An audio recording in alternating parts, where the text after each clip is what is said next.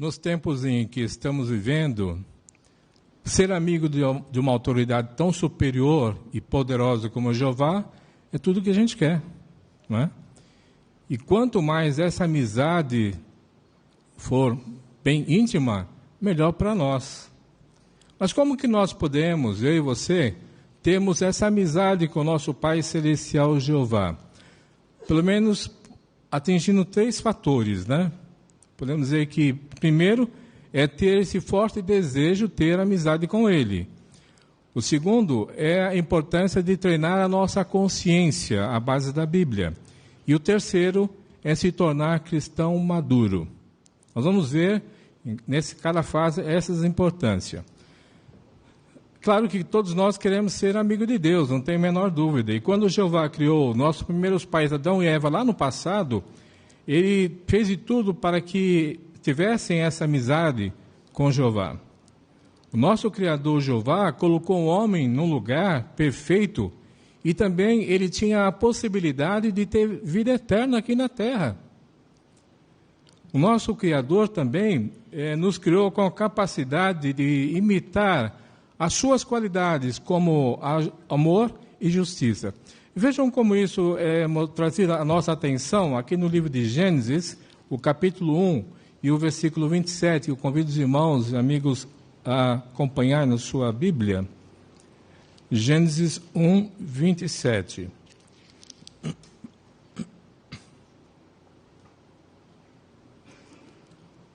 Onde diz: E Deus criou o homem à sua imagem, a imagem de Deus o criou, homem e mulher os criou.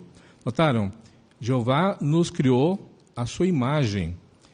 Quando fala aqui a sua imagem, estava se referindo então, como dissemos, destacando para nós 2 fatores importantes, como amor e justiça. Todos nós, como seres humanos, temos isso inerente em nós. Apesar de cada um de nós, então, sermos pessoas imperfeitas e pecadoras, Jeová ainda quer que nós sejamos o seu amigo, por incrível que pareça, né? Tanto que ele faz um convite para nós ali em Tiago 4:8, de nós nos achegarmos a ele e ele chegará a nós. Então Jeová quer ser o meu e o seu amigo, né? Por isso temos que procurá-lo. Aí nós temos que passar a fazer a primeira coisa, que é treinar a nossa consciência para nos sermos amigos de Jeová, né? Para sermos amigos de Jeová, as nossas ações devem estar de acordo com o que ele diz em sua palavra Bíblia. Jeová nos deu a consciência para nos ajudar a distinguir o certo do errado. Será que só os servos de Jeová têm esse dom da consciência? Não. As pessoas do mundo também têm. Observem, convido os irmãos a acompanhar esse relato aqui no livro de Romanos, no capítulo 2, onde o apóstolo Paulo nos trouxe esse fato à atenção, de que essa exclusividade não é só dos cristãos, de ter uma consciência, né? Romanos 2, versículos 14 e o 15, onde ele nos diz ali: Pois quando pessoas das nações que não têm lei fazem por natureza as coisas exigidas por lei, essas pessoas, embora não tenham lei, são uma lei para si mesmas. Elas mesmas demonstram que têm a essência da lei escrita no coração, ao passo que a consciência delas também dá testemunho, e pelos seus pensamentos elas são acusadas ou até mesmo desculpadas. Perceberam? Pessoas das nações que não têm lei, a lei de Deus, né, nos seus corações, eles fazem, por natureza, acatam as coisas corretas, né? Por quê? Porque eles herdaram nossos primeiros pais, Adão e Eva, esse dom da consciência do certo e do errado. Então eles não sabem que sair matando ou roubando é errado. Não precisa ser um cristão para saber isso, chegar a essa conclusão, não é? Isso está na consciência dele. Mas a nossa consciência, irmãos, ela pode nos enganar. Por quê? Veja o seguinte exemplo. Se você pegar uma bússola e colocar ela perto do metal, ela poderá deixar de apontar para o norte, vai causar erro.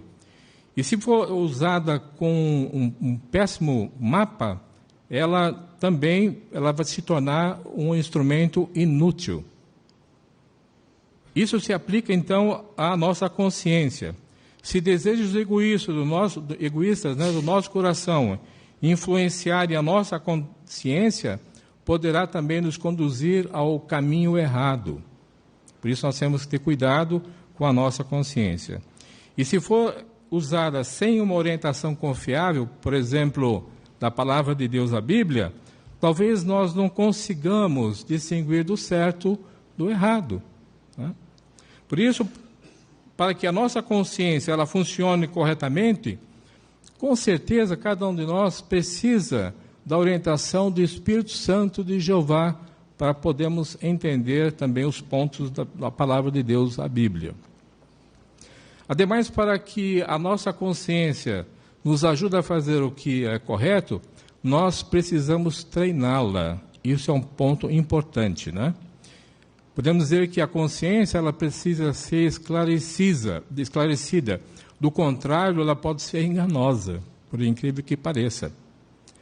Ela não é um guia seguro se não tiver sido treinada nas normas justas, segundo a verdade da palavra de Deus.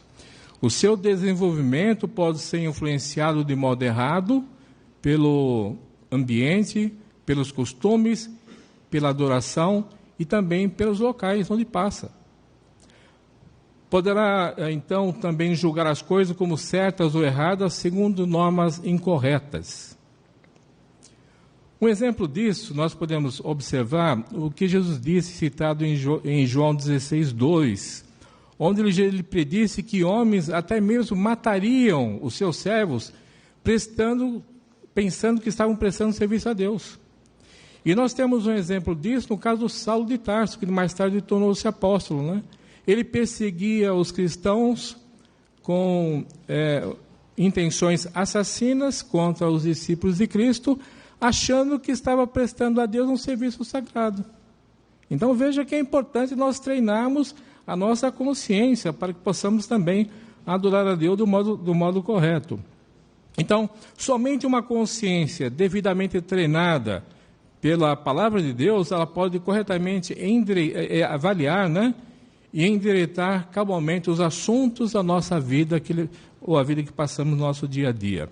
E nós, como cristãos, precisamos ter, então, uma norma estável, uma norma correta. Nesse caso, é a norma de Deus, né? Assim, uma consciência bem treinada nos avisa quando fazemos algo que não agrada a Jeová, ou quando estamos para fazer algo que poderia prejudicar a nossa amizade com o nosso Deus. Por nos orientar por meio de leis e princípios bíblicos, Jeová mostra como é importante, então, usarmos a nossa consciência para fazer, então, a sua vontade. A Bíblia, por outro lado, também diz claramente que algumas coisas são erradas, dando leis específicas para ela. Vejam, por exemplo, nós convido os irmãos a abrir sua Bíblia, no livro de 1 aos Coríntios, capítulo 6, e notem que ali ela define algumas coisas, lista algumas coisas como sendo erradas.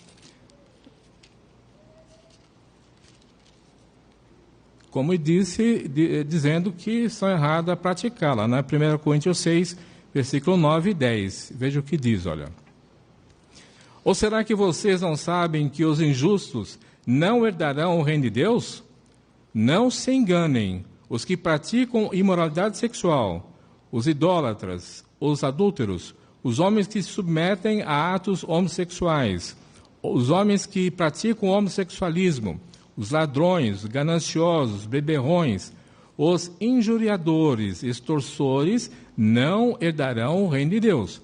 Observem que é uma lista de leis específica, clara, né?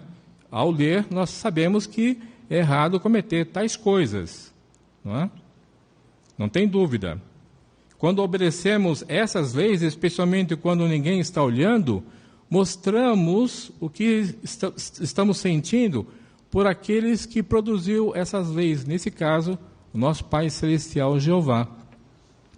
Na maioria das vezes, ao tomarmos decisões, precisamos também levar em conta princípios bíblicos, né? O que é um princípio bíblico, né? Eles são verdades fundamentais que nos orientam para conseguirmos diferenciar o certo do errado. Esse é um princípio bíblico. Por exemplo, alguém diz que fumar é errado. A pessoa fala, mas você consegue provar isso na Bíblia? Isso não está listado ali no texto que nós vemos em 1 Coríntios 6, 9 e 10, que fumar é errado. Aí é onde entra o princípio. Por exemplo, convido os irmãos a ler Romanos 12, versículo 1. E vejam que muitas situações na vida, quando nós não encontramos uma lei clara e específica, nós vamos ter que procurar ver um princípio bíblico, né? Para saber o que Jeová pensa do assunto. Então, Romanos 12, 1. Veja o que diz. Portanto, eu lhes suplico, irmãos, pelas compaixões de Deus, que apresente o seu corpo como sacrifício vivo, santo e aceitável a Deus, prestando assim um serviço sagrado, com a sua faculdade e raciocínio. Então, veja, qual o princípio aqui? Uma pessoa que usa tabaco ou que fuma, como é que ele pode apresentar o seu corpo como sacrifício vivo, santo e aceitável? Impossível. Impossível. Ou então a pessoa que usa droga. Aqui fala que ele tem que apresentar com a sua faculdade de raciocínio. A pessoa que é drogada não tem raciocínio nenhum, não é? Então é isso. Muitas situações vamos ter que usar o princípio quando não tem uma lei específica e procurar saber qual o pensamento de Jeová sobre aquela questão. Por então, estudarmos princípios bíblicos vai nos ajudar a conhecer a Jeová e o seu jeito de pensar sobre determinados assuntos que levamos na nossa vida. Aprender e aplicar princípios bíblicos, irmãos, envolve mais do que seguir uma lista de regras, envolve esforço da nossa parte. Todavia, a Bíblia ou as publicações baseadas nelas nos ajudam a identificar diversas situações. O que nós precisamos fazer é exatamente estudar essas publicações, ler a Bíblia e estudar as publicações do escravo fiel e prudente. Talvez se lembre de que certo homem, ele perguntou para Jesus Cristo no passado, né? Conforme Lucas 12, 13 ao 15. Instrutor, diz a meu irmão que divida comigo a herança.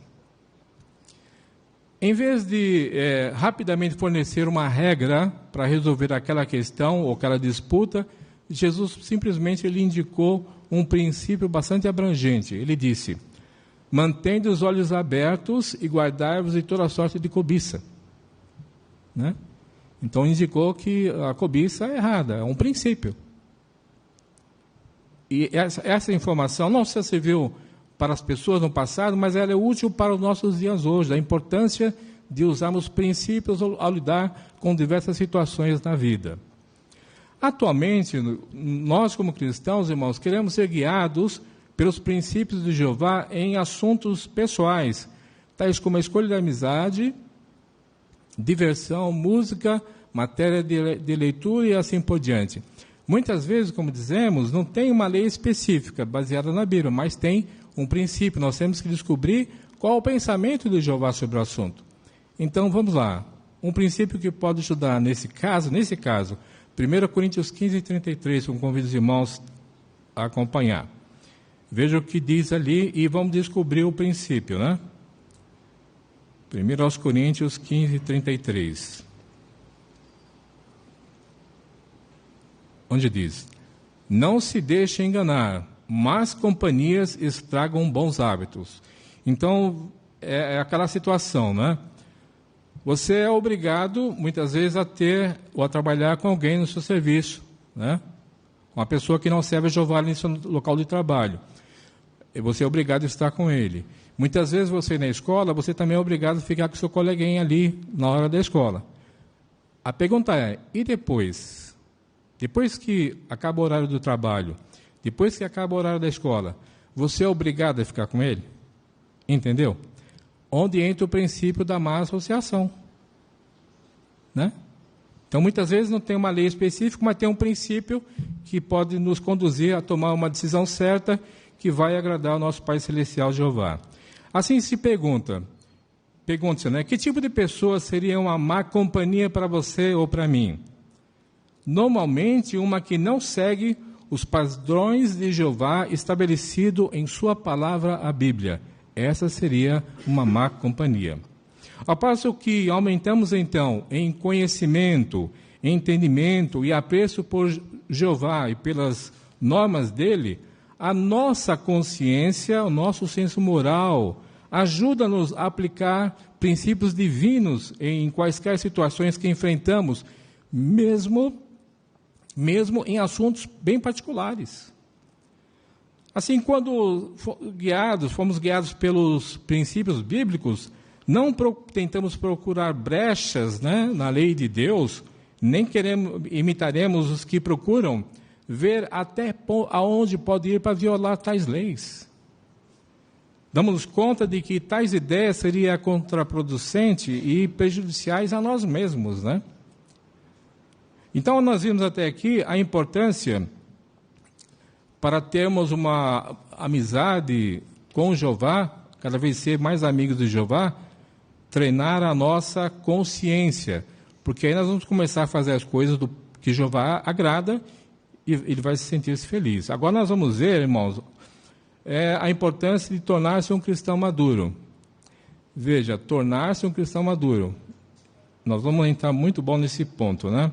Depois de você se batizar, o seu alvo, é claro, tem que ser tornar-se um cristão maduro, aumentar sempre a madureza. A Bíblia fornece, então, padrão para verificar, ela não fornece, melhor, padrões para verificar o grau de madureza de alguém. Segundo esse padrão, cristão maduro é aquele que não é um bebê espiritual. Muitas vezes é inconstante e facilmente desviado ou influenciado por outros em questões de doutrina. E esse é um bebê em sentido espiritual. Visto que suas faculdades perceptivas é treinada, ele é capaz então de distinguir tanto o certo como o errado. E não precisa que se lhe ensine, então, assuntos elementares dos propósitos de Deus, né? Mas isso foi algo que preocupou Paulo no passado, que alguns irmãos lá no Hebreus, eles não estavam tentando sempre aumentar a madureza. E veja então o conselho que o apóstolo Paulo deu, que também serve para nós. Convido os irmãos a acompanhar a leitura de Hebreus 5. Hebreus 5, nós vamos ler, né? Versículo 12 em diante. E veja o conselho que Paulo deu para aqueles irmãos lá, que também, por que não dizer, é bastante oportuno para nós nos nossos dias. Ele disse assim, olha, 5:12. Pois, embora a esta altura vocês devessem ser instrutores, precisam novamente que alguém lhes ensine, desde o princípio, as coisas elementares das proclamações sagradas de Deus, e voltaram a precisar de leite, não de alimento sólido. Pois todo aquele que continua a tomar leite desconhece a palavra da justiça, porque é criancinha. Mas o alimento sólido é para as pessoas maduras, para aqueles que pelo uso têm a sua capacidade de discernimento treinada para saber distinguir tanto certo como errado. Agora o versículo 6:1. Portanto, agora que deixamos para trás a doutrina básica a respeito do Cristo, avançamos a madureza, não lançando novamente um alicerce a saber o arrependimento de obras mortas, a fé para com Deus e assim por diante. Qual a lição aqui, irmãos? Paulo aconselhou aqueles irmãos uma vez que eles conheceram as coisas elementares de Cristo, eles deviam avançar a madureza por continuar estudando o que a palavra de Deus tinha. No versículo 6:1, ele incentivou isso, né? De avançar a madureza. Isso que eles deveriam fazer. A pessoa não é guiada pela sabedoria humana, então, mas pelo Espírito Santo de Deus. É bom que se lembre de que a Bíblia nunca fala de graus ou estágios de madureza, ou talvez de condição adulta espirituais, né? Todavia, assim como a pessoa continua a desenvolver em conhecimento, experiência e também em discernimento, depois de se tornar adulta, assim também pode acontecer em sentido espiritual. Ela chega no estágio e começa também a crescer, ou aumentar em progresso, né? Não se contente, então, com o básico. Se esforce para entender assuntos profundos da Bíblia. Deixe que a palavra de Deus, irmãos, oriente a sua vida. Procure fazer realmente um estudo profundo e meticuloso dos propósitos de Deus.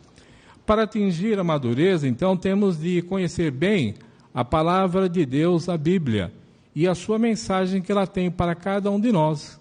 Isso é muito importante. E visto que essa mensagem contida na palavra de Deus, a Bíblia, devemos então ser bons estudantes da Bíblia e das publicações do escravo fiel e prudente, para tirarmos proveito, dessas orientações que nos são passadas. Assimilar o modo de pensar de Deus, então, nos ajuda a treinar as nossas faculdades perceptivas. Considere uma experiência de uma irmã chamada Orchide, onde ela destacou a importância da leitura da Bíblia. Veja o efeito que ela teve na vida dessa irmã. O lembrete que mais influencia a minha vida é aquele a respeito de ler a Bíblia regularmente. Levei cerca de 2 anos para ler a Bíblia inteira, mas parecia que eu estava conhecendo o meu Criador pela primeira vez. Aprendi a respeito dos seus caminhos, o que o agrada e o desagrada, a magnitude do seu poder, a profundeza da sua sabedoria. Ler a Bíblia todos os dias tem me sustentado durante alguns dos piores momentos da minha vida, disse ela. É uma experiência magnífica, que mostra a importância de ler a Bíblia diariamente. Muitas vezes estamos com problemas na vida, quando você lê a Bíblia, você se sente bem, Então, esse é um ponto importante para todos nós. Ler regularmente um trecho da Palavra de Deus faz com que essa mensagem exerça poder dentro de nós. Essa leitura pode, então, nos amoldar no nosso íntimo e aumentar o nosso apreço que temos para com o nosso Pai Celestial, Jeová. Será que no seu caso, talvez no meu, é preciso então programar mais tempo para ler a Bíblia diariamente e meditar nela? Veja que a organização, ela programou toda semana, nas nossas reuniões no meio da semana, uma parte que diz ali joias espirituais. Nessa parte considera 2, 3 livros da Bíblia, Os irmãos, em geral, na assistência, eles têm a prerrogativa e a oportunidade de participar com comentários de até 30 segundos ou menos, conforme a instrução, para que mais irmãos possam expressar a sua opinião, o seu comentário, possa dizer aquela joia espiritual. Então, é muito importante nós aproveitarmos dessa provisão espiritual para aproveitar e ler a Bíblia nesse momento também, ou nessa semana. Conhecer bem a Bíblia envolve não apenas mais do que ler ela diariamente. Os bebês espirituais lá no dia de Paulo, que lemos lá em Hebreus, não eram necessariamente ignorantes com respeito à palavra de Deus. No entanto, o problema é que eles, ao lerem, eles não procuraram colocar em prática aquelas orientações em sua vida diária. Esse foi o erro deles. E Paulo teve que ajudá-los nesse sentido. Não conheciam a mensagem o suficiente para permitir que essa mensagem guiasse as suas decisões no dia a dia.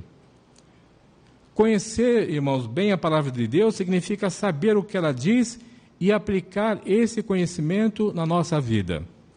Aplicar o que aprendemos nas Escrituras, a gente sabe, conhecemos que é um desafio, em especial sobre circunstâncias difíceis, quando muitos estão passando, não é verdade? Por exemplo, pouco depois de Jeová ter libertado o seu povo lá no passado, os filhos de Israel da escravidão do Egito, eles altercavam com Moisés e constantemente colocavam Jeová Deus à prova. Por quê? Só pelo motivo de falta de água. Menos de 2 meses depois de terem entrado num pacto com Jeová, de acatarem as suas orientações, de serem pessoas obedientes, eles abandonaram Jeová se voltando para a idolatria. Vejam só. Portanto, irmãos, quem não leva em conta o que a Bíblia diz, não consegue ter uma amizade achegada e profunda com Jeová. É necessário praticar as orientações do que a Bíblia ensina na nossa vida. Jeová deixa, ou a pessoa, melhor, deixa de lado na sua vida a velha personalidade. E ele se preocupa em ter a nova personalidade. Veja essa importância que o apóstolo Paulo, quando escreveu sua carta aos Efésios, no capítulo 4, ele falou que nós devíamos buscar ter a nova personalidade e abandonar a velha, né? Ele destaca isso para nós. Veja o que ele disse, olha. Vocês foram ensinados que devem abandonar a velha personalidade que está em harmonia com o proceder anterior de vocês e que está sendo corrompida segundo os desejos enganosos dela.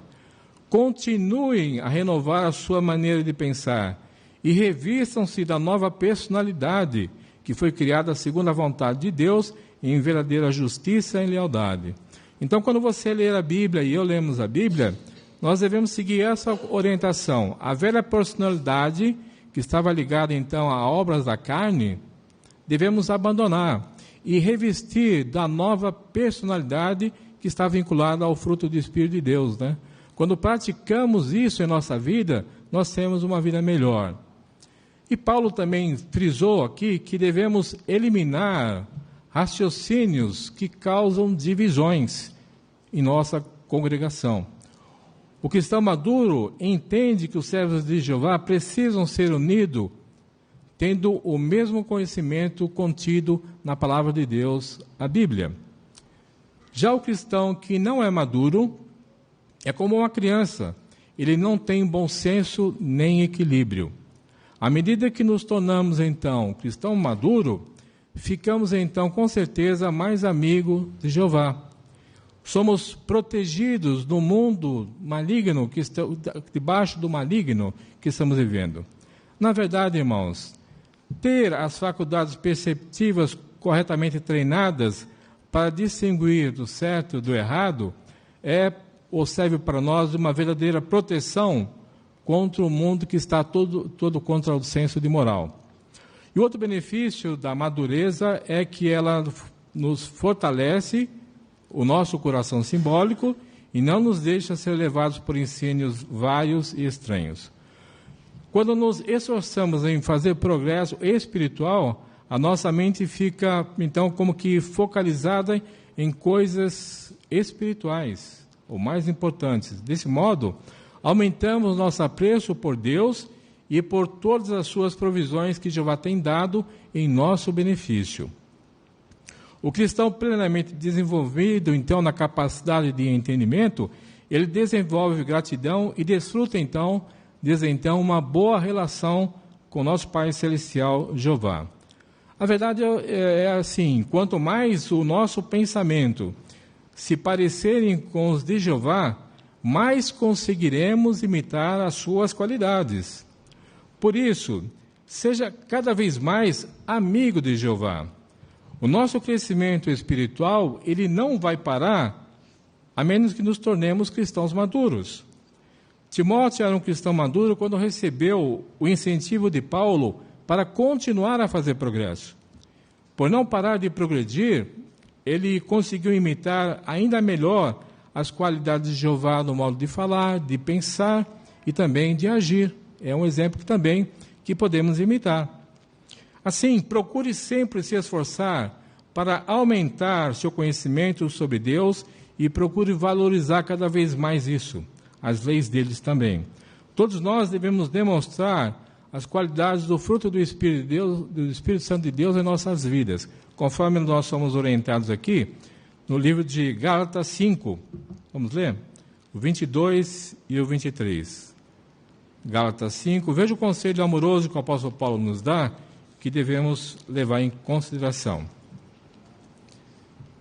Gálatas 5, 22 e 23, ele disse: por outro lado, o fruto do Espírito é amor, alegria, paz, paciência, bondade, benignidade, Fé, brandura, autodomínio, contra tais coisas não há lei.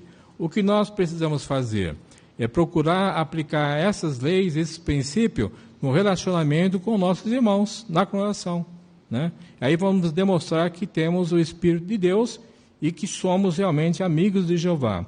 Quanto mais forte for a sua amizade com Jeová, mais alegria você terá de viver. Quem tem uma amizade com Jeová, tem aí a chance de fortalecer a sua amizade por toda a eternidade. E sempre vamos aprender coisas novas sobre Jeová a cada dia, porque somos, então, seus amigos, né? Qual a lição para nós, irmãos, que aprendemos? Quando treinamos a nossa consciência e nos tornamos mais achegados por Jeová, por sermos pessoas maduras, conseguiremos cada vez mais, com toda certeza, ser amigos de Jeová.